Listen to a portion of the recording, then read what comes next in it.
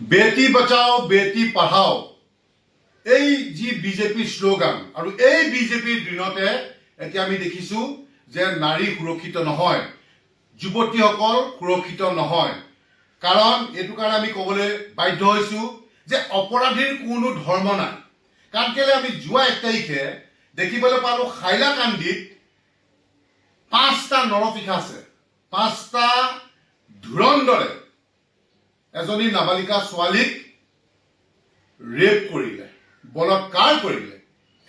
ঘৰত কোনো নথকা হুজুক লৈ পিছ দুৱাৰেদি 4জন যুৱক আৰু আগ দুৱাৰেদি এজন যুৱক সোমাইছে বুলি আমি ইতিমধ্যে ছ'চিয়েল মিডিয়াত দেখিবলৈ পাইছো যে সোমাই পেলাই ছোৱালীজনীক তাই চিঞৰ বাখৰ কৰিবলৈ লওঁতে মুখত হেঁচা মাৰি ধৰি ইটা লৈ পেলাই ইটাৰে মূৰত মাৰি মাৰি চকু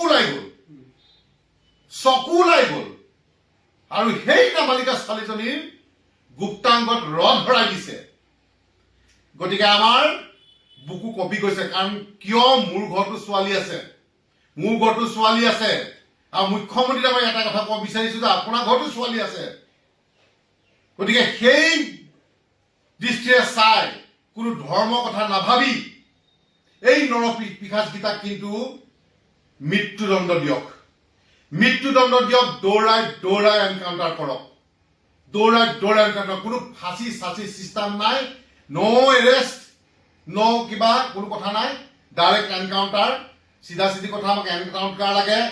এই নৰপিশাচকেইটাৰ নাম হৈছে, এটা নাম হৈছে ধীৰাজ, এটা নাম হৈছে মনোজ, এটা নাম হৈছে জয়দীপ, এটা নাম হৈছে অপু। এই পাখণ্ড গীতাক মই এটাই কথা ক'ব বিচাৰিছো যে যদি চৰকাৰে নোৱাৰে, মুখ্যমন্ত্ৰীয়ে নোৱাৰে, কিবা ধৰ্মৰ কথা ভাবি থাকে, তেতিয়া মই এটা কথা কৈছো যে হাইলাকান্দিৰ জনগণ ওলাই আহক, যাতে আপোনালোকৰ ঘৰৰ যুৱতী বা এই নাৰীসকল যাতে সুৰক্ষিত হৈ থাকক। এইকেইটাক যদি আপোনালোকে বা চৰকাৰে যদিও ইয়ালোকক উচিত শাস্তি নিদিয়ে, দৃষ্টান্তমূলক শাস্তি নিদিয়ে, এনকাউণ্টাৰ নকৰে, কিন্তু আপোনালোকে নিজভাৱে ইয়াৰ সিদ্ধান্ত লওক। হাইলাকান্দি ৰাইজক কৈছো, কাৰণ আমাৰ ঘৰত ছোৱালী আছে, আপোনালোকৰ ঘৰত ছোৱালী আছে। আমি বচাবলৈ হ'লে এতিয়া এওঁলোকক কি আছে, এটালৈকে এনকাউণ্টাৰ কৰিলেহে এটি শিক্ষা পাব। কাৰণ বাৰম্বাৰ দেখি আহিছো যে আমাৰ মহিলাসকলৰ ওপৰত যিকোনো ধৰ্মই নহওক কিয় কোনো চকু দিব নোৱাৰিব। ৰঙা চকু বুলি কথা নাই, কোনো চকু দিব নোৱাৰিব, আৰু এই চকু ফুটুৱাই দিয়া হ'ব, চিধা কথা। গতিকে এই 5টা নৰপিশাচ ইতিমধ্যে গ্ৰেপ্তাৰ কৰিছে বুলি গম পাইছো।